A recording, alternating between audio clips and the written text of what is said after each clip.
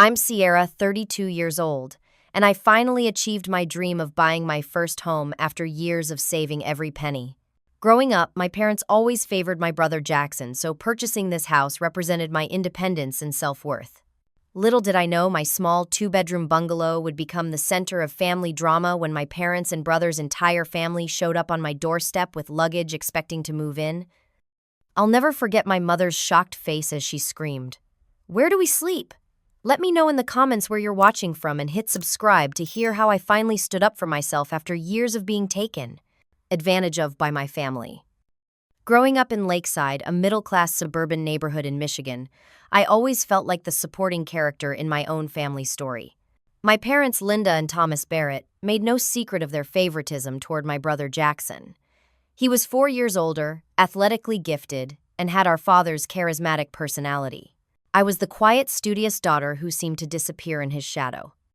The favoritism was evident in countless small moments throughout my childhood, but several incidents stand out as particularly painful. When Jackson turned 16, my parents surprised him with a used but well-maintained Jeep Cherokee. They spent weeks fixing it up, painting it his favorite color, and even installed a premium sound system. 2 years later, when I reached the same milestone, I received a birthday card with $20 and a bus pass. "We need to teach you financial responsibility," my mother explained, not seeing the irony in their different standards. During high school, Jackson was allowed to focus exclusively on football, with my parents attending every game, cheering from the sidelines in matching jerseys with his number. Meanwhile, I worked 20 hours a week at the local grocery store while maintaining a 4 gigapascals. My academic achievements were acknowledged with brief nods, but never celebrated the way Jackson's touchdowns were. When I received a partial scholarship to State University, my father's only comment was, "That still leaves a lot to pay. You should look for more hours at the store." The pattern continued through college. I worked 3 jobs simultaneously, mornings at a coffee shop, evenings waiting tables, and weekends as a campus tour guide. I graduated with minimal student loans and secured an entry-level position at a marketing firm. Meanwhile, Jackson dropped out of community college after 2 semesters, with my parents continuing to support him financially because he was finding his path. The only person who seemed to see me was my Aunt Meredith, my mother's sister. Unlike my parents, Aunt Meredith celebrated my achievements no matter how small. "You have a gift for persistence, Sierra," she would tell me. "That will take you further than any natural talent." She became my emotional anchor, the person I called after a promotion or when I needed honest advice. When I made assistant marketing manager at 26, Aunt Meredith sent me a silver bracelet engraved with the words, "She persisted." I've worn it every day since. My career progressed steadily through my 20s.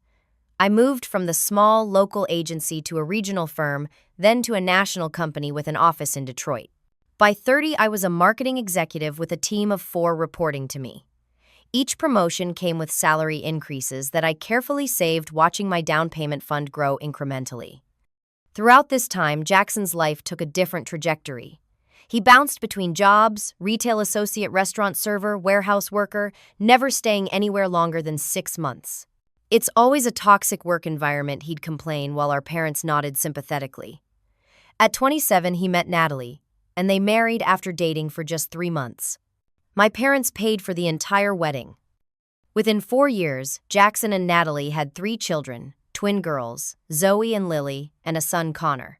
They lived in a series of rental apartments, moving whenever the landlord raised the rent or complained about late payments. Despite his growing family responsibilities, Jackson's employment remained sporadic.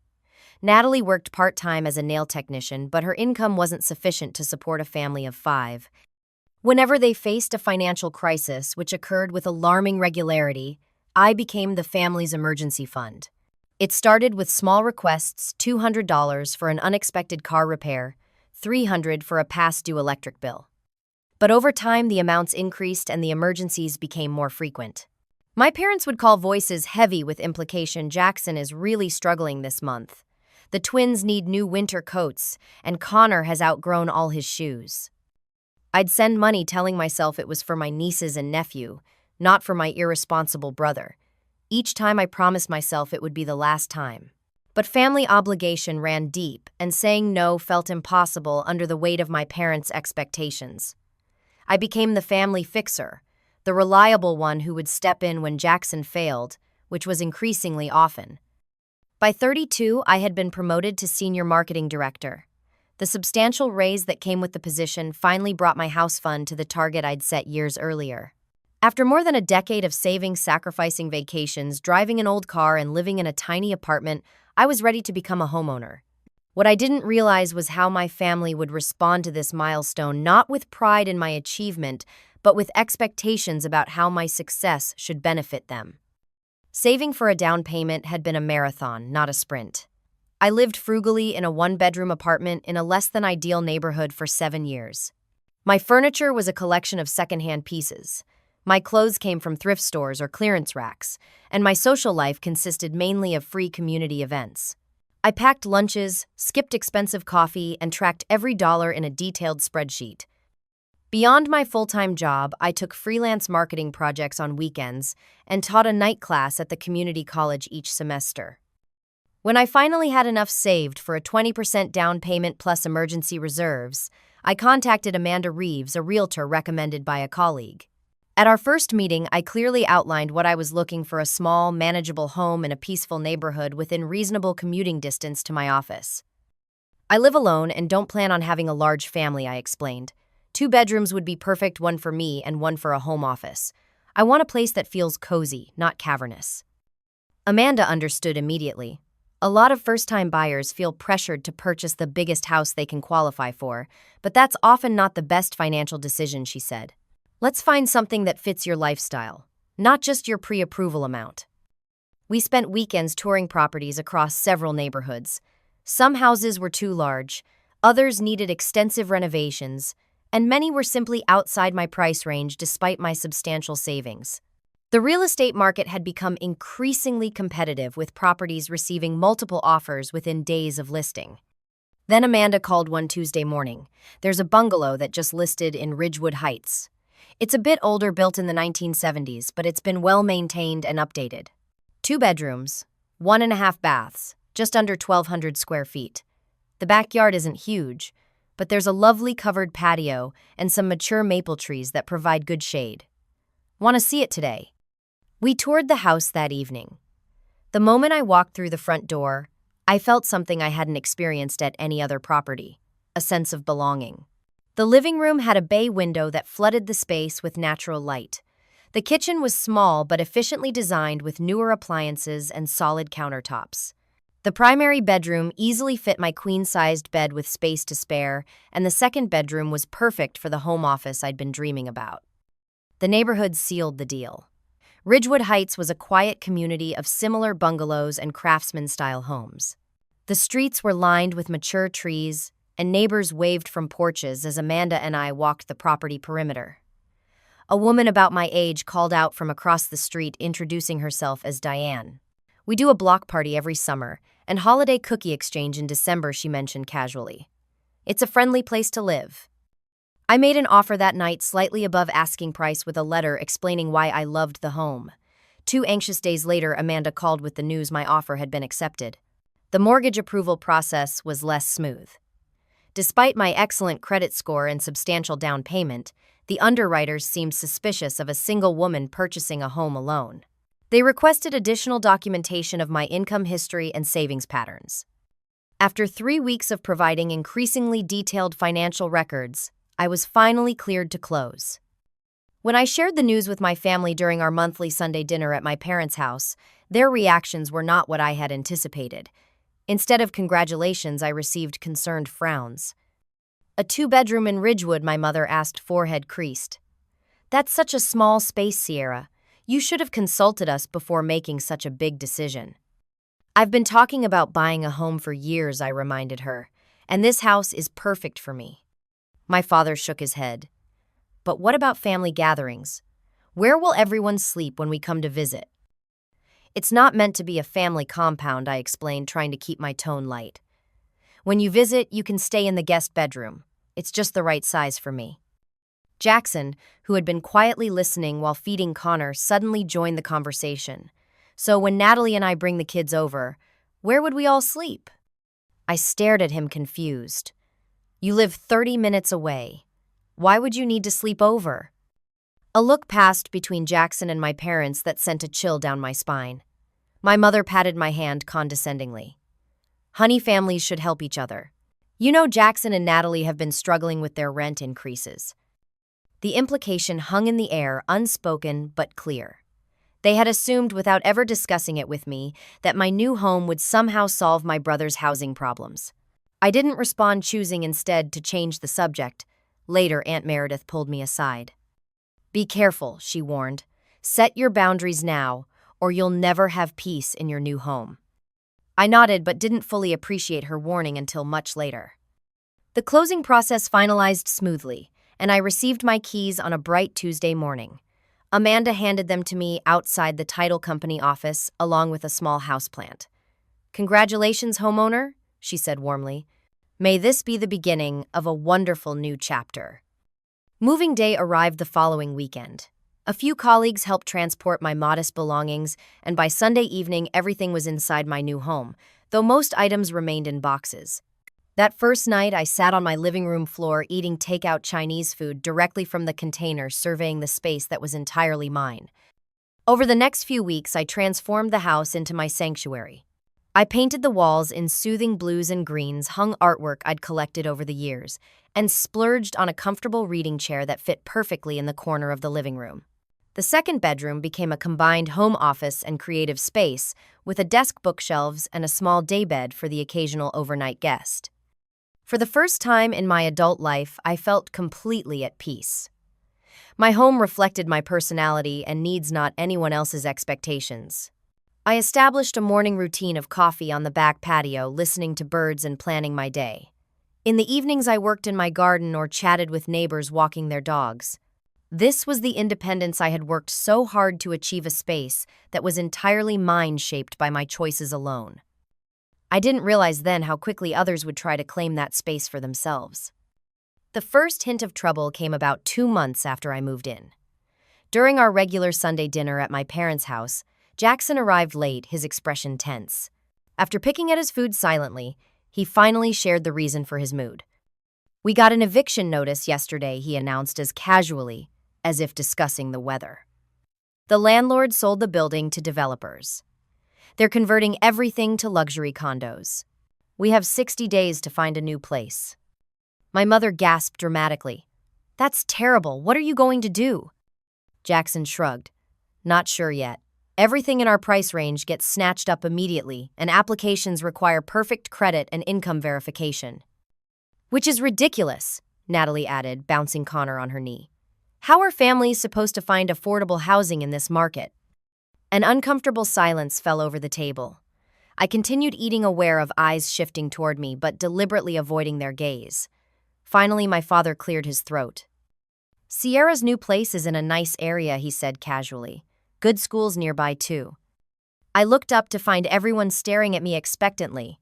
Yes, the neighborhood is lovely, I agreed, deliberately misunderstanding his implication. Must be nice having all that space just for yourself, Natalie commented, her tone slightly bitter. Our current apartment barely fits the 5 of us.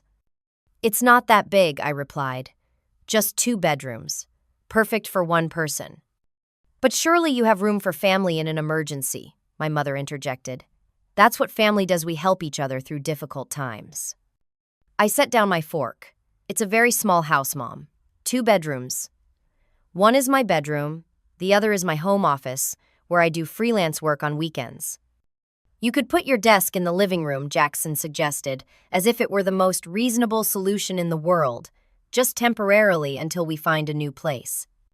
The conversation continued in this vein, with increasingly direct suggestions that I should offer my home as a solution to Jackson's housing crisis.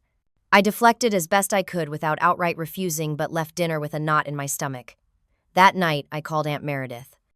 They're hinting that Jackson, Natalie, and the kids should move in with me, I explained, pacing around my kitchen. Hinting or telling, Aunt Meredith asked shrewdly. Right now, just hinting. But you know how they are. Hints become expectations, and expectations become obligations. Sierra, Aunt Meredith's voice turned serious.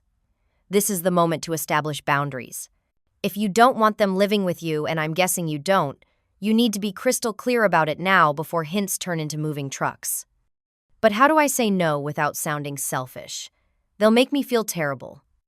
That's manipulation, she replied firmly. Your home is your sanctuary. You worked hard for it. You're allowed to protect it. I promised to consider her advice, but in the weeks that followed, the hints escalated to outright suggestions. My mother called 3 times that week, each conversation eventually circling back to Jackson's housing situation. Have you thought about how you might help your brother? Family has to stick together in hard times. The following Sunday, my parents invited me for dinner again, but this time Jackson and Natalie weren't present. After dessert, my father gestured for me to join him in the living room while my mother cleared plates. Sierra, we need to have a serious talk about family duty, he began, his tone reminiscent of childhood lectures about responsibility. Your brother is struggling, and you're in a position to help. I've helped them financially many times, I pointed out. I paid their security deposit at their current apartment. This is different. They need a stable home, especially for the children. Your house has 2 bedrooms. Jackson and Natalie could take one, the kids could use the other, and you have that sofa in the living room that pulls out right? I stared at him, incredulous. Dad, you're suggesting I give up both bedrooms in my own home and sleep on a sofa for how long? Just until they get back on their feet, he assured me, though. We both knew from experience that Jackson's temporary situations had a way of becoming permanent. My mother joined us, sitting close beside my father in a united front. We've been thinking about this carefully, Sierra. It makes the most sense for everyone. The kids would have a safe place, you'd have help with household expenses, and we would all be supporting family the way we're supposed to. The conversation left me anxious and conflicted. While I recognized Jackson's genuine predicament, I also knew from experience that his financial crises were largely self-created and rarely temporary. More importantly, I valued the independence and peace I'd found in my new home. The thought of surrendering it to the chaos of Jackson's family filled me with dread. Over the next 2 weeks, the pressure intensified. Jackson began texting daily with updates on their unsuccessful apartment search. My mother called with emotional appeals about the children's stability. Even my father, normally less involved in family drama, left voicemails about doing the right thing. The situation reached a breaking point when I received a message in the family group text that Jackson had created years ago for emergency communications. The text sent by Jackson read, "Good news, everyone, we found a solution to our housing problem. Sierra has plenty of space in her new place, so we'll be moving in with her next weekend. Mom and Dad, can we borrow your truck for the bigger furniture?" I nearly dropped my phone in shock. Before I could respond, replies flooded in. "Mom, that's wonderful. So proud of Sierra for stepping up." "Dad, I'll have the truck ready by 8 a.m. Saturday." Natalie, "The kids are so excited to live with Auntie Sierra. Zoe already asked if she can paint her new room purple." My fingers trembled as I typed. There must be some misunderstanding. My house is too small for 6 people. It's only 2 bedrooms. Jackson replied immediately. "No worries, sis. We can make it work. Natalie and I were thinking we'd take your office since it's a bit bigger, put the girls in the 2nd bedroom with you, and Connor can sleep in the portable crib in the living room. We won't take up much space." A wave of anger washed over me, not just at the presumption, but at the familiar pattern playing out once again. My needs were being dismissed, my boundaries ignored, all because family comes first, though that obligation seemed to only flow in one direction. I wrote a clear, firm response. "I'm sorry about your housing situation, but moving into my house isn't a viable option. It's simply too small for all of us." The group chat went silent for nearly an hour. Then my mother called, her voice tight with disapproval. "Sierra, we need to discuss this attitude of yours. Your brother needs help." "I understand that, Mom, but my house physically cannot accommodate 6 people comfortably. They need to find another solution." "What solution? They've looked everywhere. Are you suggesting they should be homeless?" "There are other options. They could apply for housing assistance, or you and Dad could let them stay with you temporarily." Her voice turned cold. "Our house is too small. You know your father needs his workshop space in the spare room." The double standard was so blatant I nearly laughed. "But my home office, which I need for my livelihood, is dispensable." "That's different," she insisted, though she couldn't articulate how. That night I received a text from Aunt Meredith. "Stay strong. Your home, your rules." I tried to focus on work the following day, but my phone continuously buzzed with messages from family members, including aunts and cousins. I rarely spoke, with all expressing disappointment in my selfishness. By evening, I felt besieged from all sides, questioning my own judgment despite knowing I was protecting a reasonable boundary. On Thursday, Jackson texted, "Just confirming we'll be there Saturday morning around 10. The kids are packed and ready." I immediately called him, my patience exhausted. "Jackson, I've been clear. You cannot move into my house. It's not physically possible for 6 people to live comfortably in that space." "We're family, Sierra," he replied, his tone suggesting I was being irrational. "Families make sacrifices for each other. You have a house, we need one. It's simple." "No, it's not simple. I bought a house that fits my needs. I'm not responsible for housing your entire family." "Wow," he said after a pause. "Just wow. I never thought my own sister would turn her back on my children. Wait until Mom and Dad hear about this." The call ended with nothing resolved. I spent that evening alternating between anxiety and anger, knowing that despite my clear refusals, there was a very real possibility my family would simply show up and expect me to accommodate them. With that realization, my resolve solidified. This pattern had continued for too long, and it was time for it to stop, even if that meant a painful confrontation. Saturday morning dawned bright and clear, a beautiful autumn day that contrasted sharply with my turbulent emotions. I'd barely slept, anticipating the confrontation I hoped wouldn't come. Despite my explicit refusal, a part of me feared my family would simply ignore my boundaries as they had so many times before.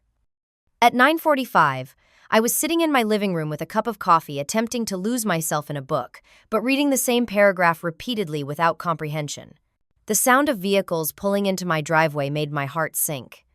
Looking through the window, I saw my father's pickup truck loaded with furniture, followed by my parents' sedan and Jackson's minivan. For several seconds, I sat frozen, disbelieving the scene unfolding before me. They had actually come despite my clear objections. As if in slow motion, I watched Jackson emerge from his vehicle, then help the twins out, while Natalie unbuckled Connor from his car seat. My parents exited their car, my father immediately moving to the truck to lower the tailgate. The surreal quality of the moment broke when the doorbell rang. Taking a deep breath, I walked to the door and opened it to find Jackson standing there grinning, as if this were a pleasant surprise visit. "Morning, sis. We made good time. Traffic was lighter than expected." He tried to step past me into the house, but I remained firmly in the doorway. "Jackson, what are you doing here? I told you clearly that you can't move in." His smile faltered slightly. "Come on, Sierra. We both know you were just being dramatic. Family helps family, right? Let's get the kids settled, and then we can figure out the sleeping arrangements." Behind him, my parents were directing 2 young men, apparently friends of Jackson's, recruited to help move, to begin unloading furniture. Natalie approached with Connor on her hip, the twins trailing behind, each clutching stuffed animals and small backpacks. "Girls, say hello to your Auntie Sierra," Natalie instructed with forced cheerfulness. "This is your new home." Zoe and Lily smiled shyly. "Hi, Auntie Sierra. Can we see our room?" The innocence of their questions snapped me out of my shock. This wasn't their fault, but I couldn't allow this boundary violation to proceed. I stepped outside, closing the door behind me, and raised my voice to address everyone. "Stop unloading. Nothing is coming into this house." My mother bustled over, her expression a mixture of irritation and condescension. "Sierra, don't make a scene in front of the neighbors. Let's get everything inside and then we can talk." "There's nothing to talk about," I replied firmly. "I've been clear from the beginning that this isn't happening. My house is too small for 6 people." "Well, we're here now," my father interjected, walking over with a nightstand. "Let's at least look at the space and figure out how to make it work." Against my better judgment, I relented on this point, allowing my family inside for what I insisted would be just a tour, not a move-in. As they entered my small bungalow, the physical reality of the space seemed to register for the first time. My mother walked from the living room to the kitchen, her expression growing increasingly concerned as she noted the limited square footage. "This is smaller than I remembered from the housewarming," she commented, her brow furrowed. "I told you it was small," I reminded her. 2 bedrooms, 1,200 square feet total. Jackson and Natalie disappeared down the hallway with the twins, presumably to examine the bedrooms. I could hear Natalie's voice. "This must be Sierra's room, and this smaller one would be for the girls." My father stood in the living room, measuring the space with his eyes. The sofa could go against that wall to make room for Connor's playpen, he mused already, mentally rearranging my carefully chosen furniture. When Jackson and Natalie returned to the living room, my mother asked, "Well, what do you think?" "It's tight," Jackson admitted, "but we can make it work. The office has enough space for our bed if we put Sierra's desk in the living room. And the girls can share the second bedroom with Sierra." Natalie added casually, as if discussing a minor logistical detail rather than my entire living arrangement. I stared at them incredulous. "You're talking about me as if I'm not standing right here. This is my house. I'm not sharing my bedroom with the twins, and I'm not giving up my office." My mother's face contorted with sudden anger, her voice rising to a shrill pitch I hadn't heard since my teenage years. "Where do we sleep?" she exclaimed, gesturing wildly around the house. "This is barely big enough for you. Did you deliberately buy such a small place so you wouldn't have to help your family?" Yes, I admitted, the truth finally emerging. I bought a house that fits my needs, not everyone else's. I never agreed to house Jackson's entire family. My father stepped forward, his expression darkening. "After everything we've done for you, this is how you repay us. With selfishness, your brother needs help, and you're turning your back on him." "What exactly have you done for me, Dad?" I asked quietly. "I've worked for everything I have since I was 16. I put myself through college. I saved for this house while sending money to help Jackson time after time. When has anyone in this family ever put my needs first?" Natalie sniffed dismissively, adjusting Connor on her hip. "Must be nice to only have to worry about yourself. Some of us have children to consider." "Children you chose to have," I countered, "despite never having stable finances or housing. That's not my responsibility to fix." The twins had wandered into my home office and could be heard opening drawers and touching items on my desk. Zoe called out, "Mommy, can I have this desk for my schoolwork?" Something inside me snapped at that moment. The culmination of years of being the responsible one, the family ATM, the perpetual safety net for my brother's irresponsible choices. I walked to the front door and held it open. "Everyone needs to leave. Now, this is my home that I worked for and paid for. I will not be giving up my bedrooms, my office, or my peace. You all assumed you could ignore my explicit refusal and simply show up, forcing me to comply. That ends today." "Sierra, be reasonable," my mother pleaded, her anger transforming to manipulation. "Where will the children sleep? Do you want your nieces and nephew to be homeless?"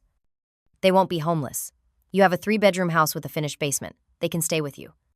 "But your father needs his workshop," she protested, "and I use the spare bedroom for my crafting." "So, your hobbies take priority over Jackson's family, but my actual livelihood doesn't. I need my office for my freelance work that helps me pay the mortgage on this house, the house you're now trying to take over." Jackson stepped forward, his expression a calculated blend of disappointment and accusation that I recognized from countless childhood incidents when he'd manipulated our parents. I never thought my own sister would turn her back on family. After everything we've been through together. "What exactly have we been through together, Jackson, you taking and me giving? You creating crises and me solving them. I've supported you financially for years and I'm done. This isn't about me not helping family. This is about me refusing to set myself on fire to keep everyone else warm." The silence that followed was profound. No one had expected this level of resistance from me, the family peacekeeper, the reliable one who always acquiesced to maintain harmony. My father was the first to recover. "Let's go," he said curtly to Jackson. "Clearly your sister values her possessions more than her family." "It's not about possessions," I corrected him. "It's about respect. Respect for my space, my boundaries, and my right to make decisions about my own home. None of you have shown me that respect." Slowly, reluctantly, they gathered the children and moved toward the door. As they filed past me, my mother paused. "This isn't over, Sierra. Families don't turn their backs on each other." "I'm not turning my back on anyone. I'm standing up for myself, probably for the first time. There's a difference." After they left, I stood in my suddenly quiet living room, shaking with adrenaline and emotion. Part of me feared I had just destroyed my family relationships forever. Another part felt a surprising sense of liberation, as if I'd finally broken free from invisible chains that had bound me for decades. I called Aunt Meredith, my voice still unsteady, as I recounted what had happened. "I'm proud of you," she said simply. "It wasn't easy, but it was necessary." "They hate me now," I whispered. "They're shocked," she corrected. "There's a difference. You've changed the rules of a game they've been winning for years. Give them time to adjust to this new reality where Sierra has boundaries."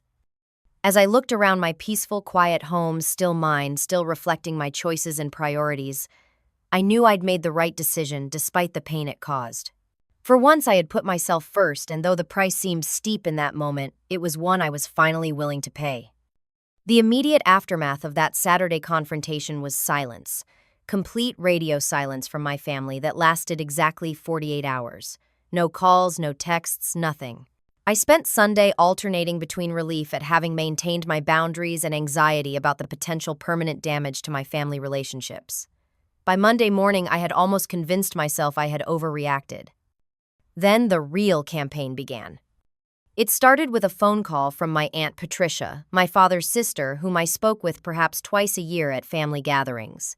"Sierra, honey," she began without preamble, "I just got off the phone with your mother. She's absolutely devastated." "I'm sorry to hear that," I replied cautiously. "Well, you could fix it, couldn't you? Family should come first, especially when children are involved. Your brother is going through such a difficult time." This was just the first call. Throughout that week, relatives I barely knew contacted me, cousins, my father's bowling buddies, even my mother's hairdresser, all delivering the same message: I was selfish for not housing Jackson's family in my big, empty house. My phone became something I dreaded checking. Each notification brought a new guilt trip, a fresh accusation of family betrayal. I began silencing it during work hours, just to maintain my professional composure during meetings. The social media offensive launched next. Natalie, who rarely posted more than occasional photos of the children, suddenly became prolific online.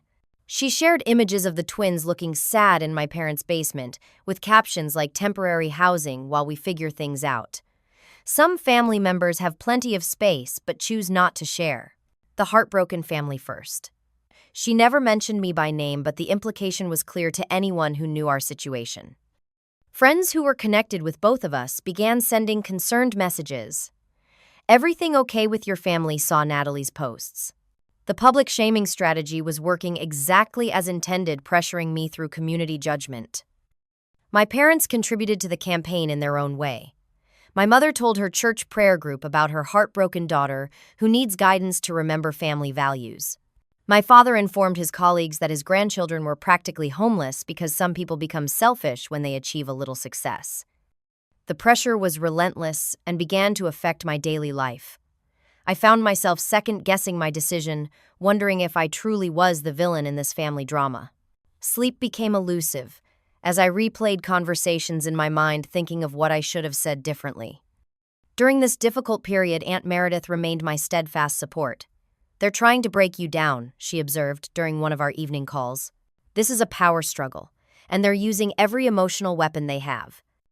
"It's working," I admitted. "I feel terrible." "That's because you're a compassionate person. But consider this. If you had a friend whose family was treating her this way, what would you tell her?" The question gave me pause. Viewed from outside, the manipulation was obvious and disturbing. Why was it so difficult to see when I was the target? About 3 weeks after the confrontation, I received an unexpected text from Jackson. "Parents want to have a family meeting Sunday at 3 to discuss the situation. Please come." My first instinct was to refuse to protect myself from another emotional ambush, but Aunt Meredith encouraged a different approach. "Go, but go prepared. This is your chance to address the pattern, not just the current crisis." She suggested I compile documentation of all the financial assistance I'd provided to Jackson over the years. Facts are harder to dismiss than feelings, she advised. I spent hours going through bank statements, finding evidence of every transfer, every loan, every gift that was never acknowledged or repaid. The total was staggering, nearly $30,000 over the past decade. I created a spreadsheet with dates, amounts, and the stated purposes of each transaction. Then I printed it along with select bank statements as proof. Sunday arrived with a knot of anxiety in my stomach. I drove to my parents' house armed with my documentation and Aunt Meredith's advice. Stay calm, stick to facts, and remember that you have the right to set boundaries. When I arrived, everyone was already seated in the living room. My parents on their sofa, Jackson and Natalie in adjacent armchairs, the children nowhere to be seen, presumably at a friend's house or with a babysitter. The atmosphere was tense, faces solemn as if at a funeral. My mother began the meeting with a prepared speech about family obligations and Christian values, concluding that in times of crisis we must open our hearts and our homes to those in need. My father followed with a more practical approach, presenting a floor plan of my house, with proposed furniture arrangements that would accommodate everyone. He'd clearly spent considerable time on this, down to measuring dimensions and calculating square footage. Jackson spoke next, detailing his continued unsuccessful housing search, emphasizing rising rental costs and strict application requirements that excluded his family due to past credit issues. "We just need a temporary solution," he insisted, though temporary remained conveniently undefined. Natalie added emotional weight, describing the twins' confusion about why they couldn't live with their aunt and Connor's difficulty adjusting to the portable crib in my parents' living room. "He asks for Sierra's house every night," she claimed, though Connor's vocabulary was still limited to basic words at his age. Finally, all eyes turned to me. I had listened quietly, allowing each person to present their case without interruption. Now it was my turn. "I understand this is a difficult situation," I began calmly, "and I'm not unsympathetic to the challenges you're facing. But before we discuss potential solutions, I want to address a pattern that's existed in our family for as long as I can remember." I placed the spreadsheet on the coffee table. This is a record of the financial assistance I've provided to Jackson and Natalie over the past 10 years. The total comes to $29,843. A stunned silence fell over the room. Jackson shifted uncomfortably while my parents exchanged glances. "This doesn't include non-monetary help, the times I've babysit for free, helped Jackson prepare for job interviews, or used my professional contacts to help him find employment. I've been supporting this family for years, often at significant cost to my own financial security and future." "That's different," my mother objected. "Those were just small loans during temporary difficulties." "Were they?" I asked, turning to Jackson. "How many of these loans have been repaid?" Jackson stared at the floor. "Things have been tight." "None of them," I answered for him. "Not $1 has ever been repaid. And that would be fine if they were understood as gifts. But they weren't presented that way, and they certainly weren't acknowledged as such." I turned to face each family member in turn. Here's what I've realized in this family. I'm expected to give endlessly my money, my space, my privacy, my comfort, while Jackson is perpetually excused from adult responsibilities. I'm not willing to participate in that dynamic anymore. Jackson's face flushed with anger. "So you're keeping score. That's what family means to you. A balance sheet." "No family should mean mutual respect and reciprocity. But that's never been how things work with us. I'm always expected to sacrifice while your choices, however irresponsible, are enabled and justified." My father leaned forward, his expression stern. "Your brother has 3 children to support. His needs are simply greater than yours." "His children are not my responsibility," I countered. "And his needs are greater largely because of his own choices. He dropped out of college, has never held a job for more than 6 months, and has consistently lived beyond his means." Natalie stood up, eyes flashing. "How dare you judge our family choices? Not everyone has the luxury of focusing solely on their career." "You're right," I acknowledged. "Many people balance career and family responsibilities successfully. But that requires planning stability and financial responsibility, none of which you and Jackson have demonstrated." The conversation deteriorated from there, with accusations flying from all sides. My mother cried, my father grew increasingly stern, and Jackson vacillated between angry defensiveness and calculated shows of vulnerability. When Natalie suggested that my refusal to help stemmed from jealousy over her real family, I knew the discussion had reached its limit. I gathered my documentation and stood. "I love all of you, but I won't be manipulated or guilt-tripped anymore. I'm willing to help Jackson's family find resources for housing assistance, employment counseling, and financial planning. What I'm not willing to do is sacrifice my home, my privacy, and my peace of mind to temporarily mask the consequences of poor decisions that will inevitably repeat if nothing fundamentally changes." As I walked to the door, my mother called after me. "So that's it. You're just abandoning your family when we need you most." I paused, hand on the doorknob. "I'm not abandoning anyone. I'm simply refusing to be the only solution to problems I didn't create. There are other options if you're willing to consider them." I drove home in a state of emotional exhaustion, but also with a strange sense of clarity. For years, I had accepted the family narrative that my primary value lay in solving others' problems. Breaking free from that role was painful but necessary for my own well-being. The following weeks brought a heavy silence. No calls from my parents, no texts from Jackson. Family members who had been eager to weigh in suddenly went quiet. At first, the silence was a relief after the constant pressure, but as days stretched into weeks, it began to feel punitive, a coordinated effort to make me feel the cost of my defiance. I threw myself into work and home improvements, painting my kitchen cabinets and planting a small herb garden. I joined a book club in my neighborhood and attended community events I'd previously been too busy to explore. Gradually, I built a life that didn't revolve around family crises or obligations. But in quiet moments, the absence of family contact still stung. I hadn't intended to sever relationships only to transform them into healthier versions. I wondered if that transformation was even possible, or if the price of my independence would be complete estrangement. As autumn deepened into winter, the silence from my family continued. Thanksgiving approached, typically a mandatory family gathering at my parents' house, and I received no invitation. When I called my mother to ask about plans, her response was cool and clipped. "We assumed you'd be too busy with your own life to join us this year." The comment stung, but I recognized it as another attempt at manipulation. "I'd like to come," I said simply. "Should I bring anything?" After a pause, she responded, "Dessert, I suppose. Dinner's at 2. Thanksgiving Day was tense conversations carefully steered away from anything related to housing finances or my relationship with Jackson. My brother and his family arrived late and left early, our interaction limited to brief, polite exchanges about the food and weather. The twins hugged me hello but were quickly directed to play in another room. I didn't have a chance to interact with them meaningfully.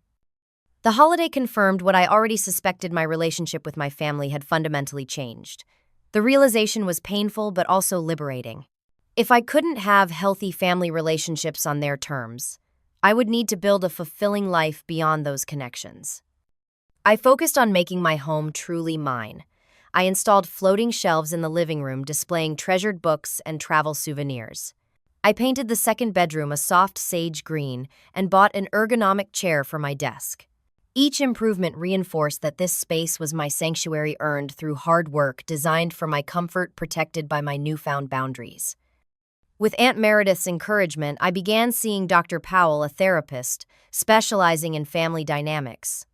Our weekly sessions helped me understand the patterns I'd been entangled in since childhood. "You were assigned the role of family rescuer," she explained during one session. "Breaking out of that role naturally creates resistance and backlash." Through therapy, I connected with a support group for adults navigating complex family relationships. Meeting others with similar experiences was profoundly validating. People shared strategies for maintaining boundaries while still preserving connections with family members. For the first time, I didn't feel alone in my struggle to redefine family relationships on healthier terms. As Christmas approached, I learned through Aunt Meredith that Jackson and his family had moved into a small 3-bedroom apartment. His new job at a warehouse offered steady hours and benefits, a significant improvement over his previous sporadic employment. Natalie had increased her nail salon hours now that Connor was in preschool. Their situation wasn't ideal, but it was stable, achieved without my financial intervention. The news brought mixed emotions. I was genuinely happy they'd found a solution, but also frustrated that such a solution had apparently been possible all along. It reinforced my suspicion that my assistance had enabled dependency rather than supporting genuine progress.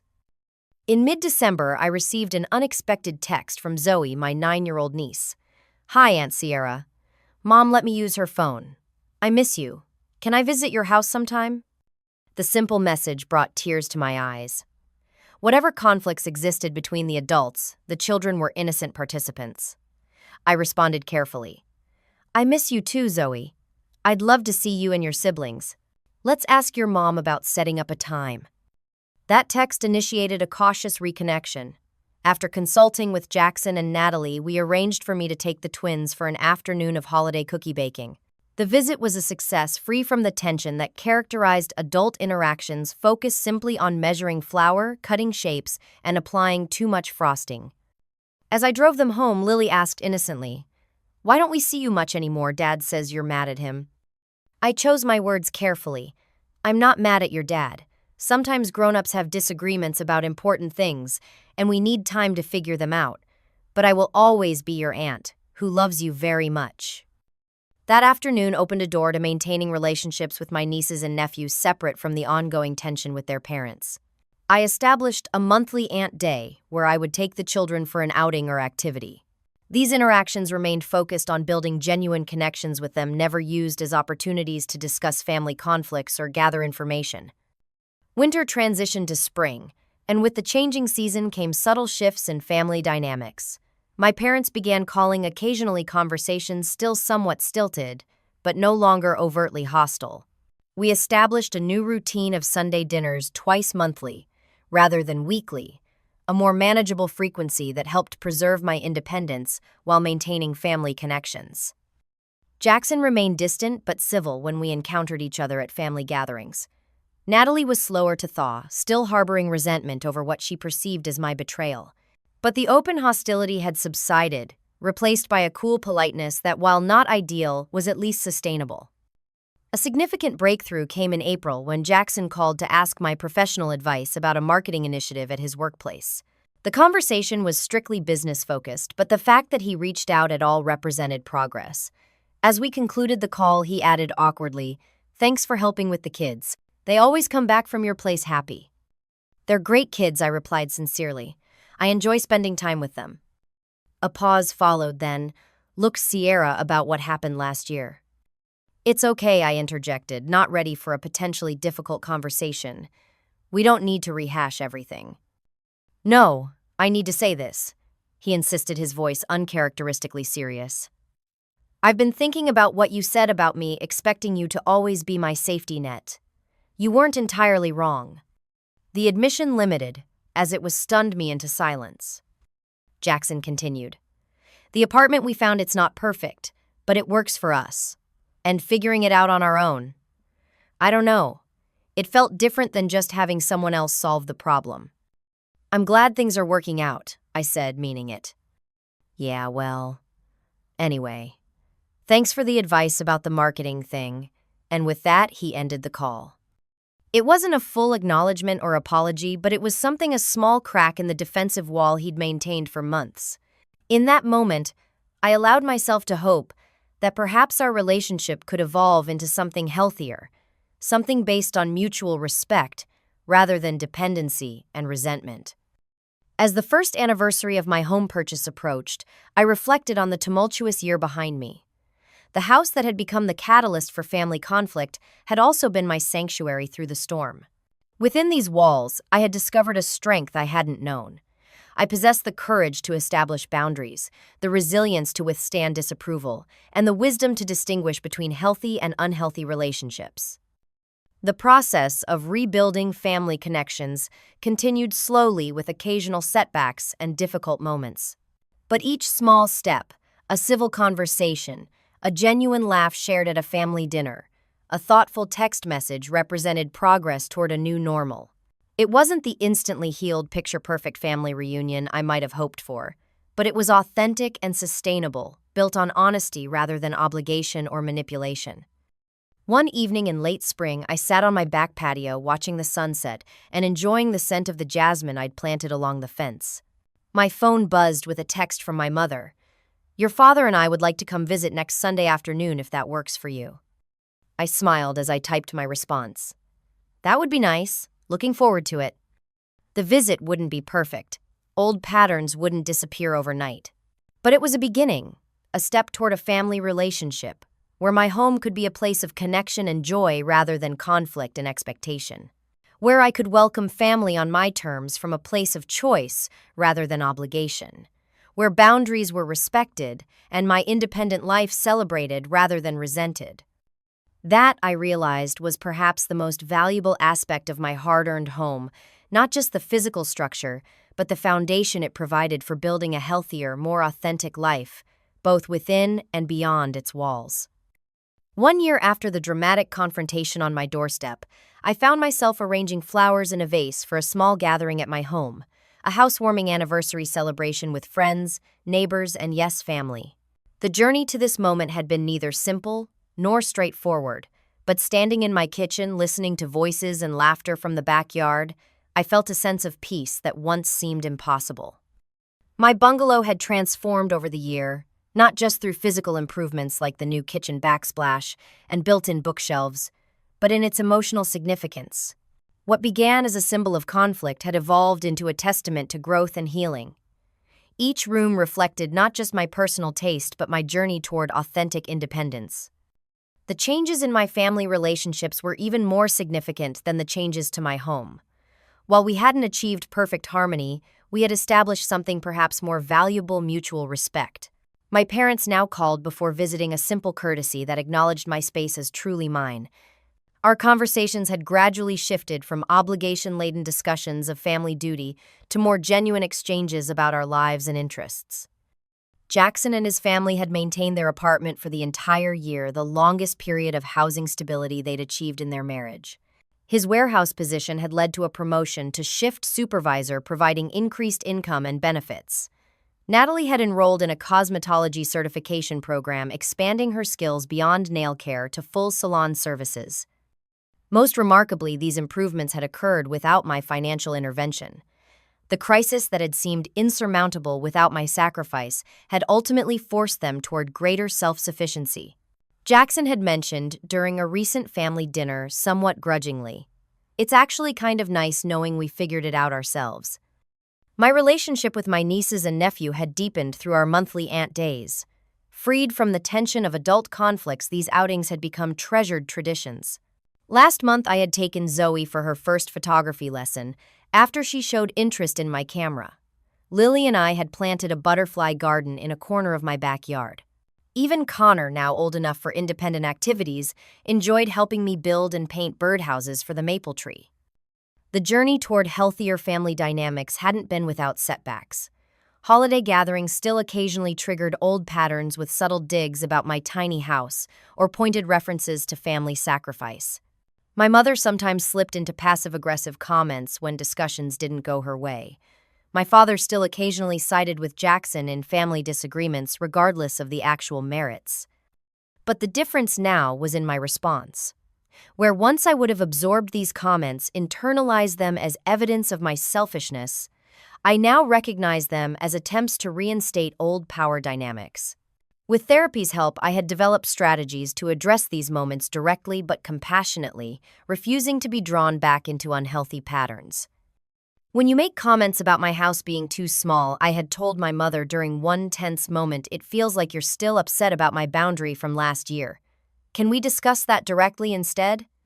Such conversations weren't comfortable, but they were necessary for genuine healing. Slowly, incrementally, we were learning to communicate honestly, rather than through manipulation or unspoken expectations. My professional life had flourished alongside these personal developments.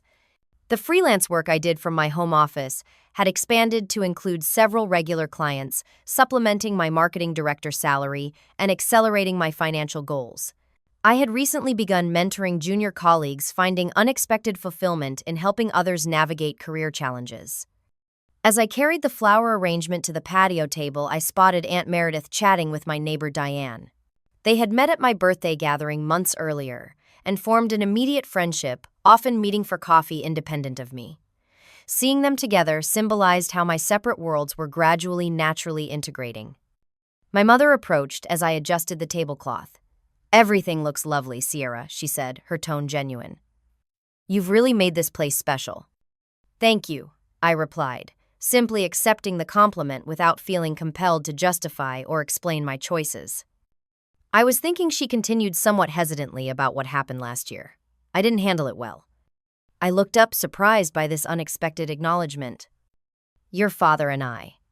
We've always had different expectations for you and Jackson. That wasn't fair." She smoothed an invisible wrinkle from the tablecloth. "I'm trying to do better." The admission wasn't a full apology, but from my mother, it represented significant growth. I appreciate that, I said, giving her hand a gentle squeeze. We're all learning. As the gathering continued into early evening, I found a quiet moment to sit alone on my patio steps, observing the people who now composed my chosen family. There were neighbors who had become friends, colleagues who had become confidants, and family members who were slowly becoming people I wanted in my life rather than obligations I felt compelled to accommodate. The journey had taught me lessons I would carry forward, not just about family dynamics, but about life itself. That boundaries aren't selfish, they're essential for healthy relationships.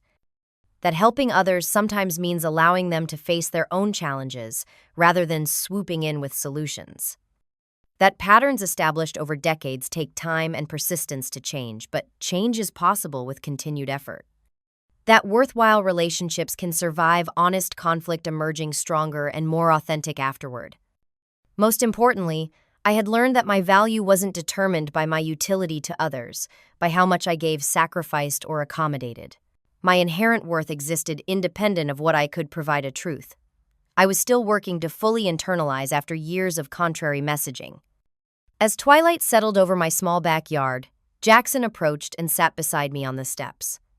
We hadn't had many one-on-one conversations since the confrontation, making this moment notable. Nice party, he commented, watching the twins play an elaborate game of their own invention with Connor and the neighbor's children. Thanks, I replied. I'm glad you could come. He nodded, silent for a moment before continuing. You know, when you first bought this place, I thought you were making a statement, deliberately choosing something too small for the rest of us.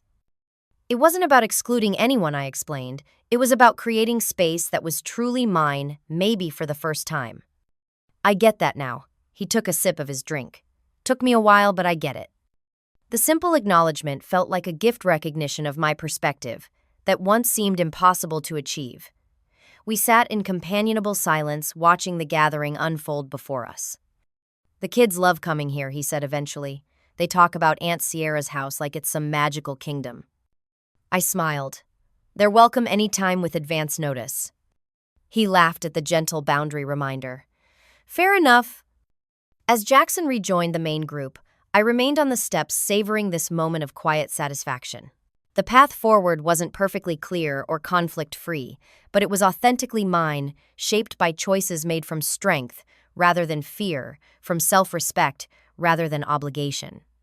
My home remained small by some standards, a 2-bedroom bungalow with modest square footage. But its true measure wasn't in its dimensions, but in what it represented: independence, hard-won boundaries, respectfully maintained, and relationships based on mutual respect rather than expectation or dependency. In refusing to house my brother's family, I had ultimately created space for everyone, including myself, to grow in ways that might never have happened otherwise. That growth, difficult, painful, but ultimately transformative, was perhaps the most valuable outcome of what had once seemed like an irresolvable conflict. As I finally rose to rejoin my guests, I carried this knowledge with me that sometimes the most compassionate act for ourselves and others is not endless accommodation, but the courage to say no when necessary, creating space for authentic change and genuine connection to flourish. What boundaries have you had to set with family members, and how did it change your relationships? Share your experience in the comments. If you found value in my story, please hit the like button, subscribe to hear more real-life experiences, and share with someone who might need encouragement to set healthy boundaries. Thank you for listening, and remember that prioritizing your well-being isn't selfish. It's the foundation for building genuinely supportive relationships.